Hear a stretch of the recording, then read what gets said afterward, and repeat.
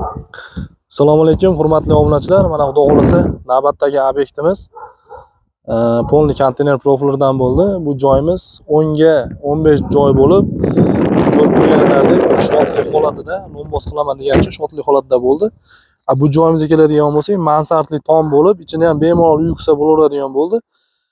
Bu xomashyolar polni o'zimizdan bo'lib, kvadratga keladigan bo'lsak, 180 ming, 190 mingdan tayyorlab berdik. Hamma xomashyo o'zimizdan.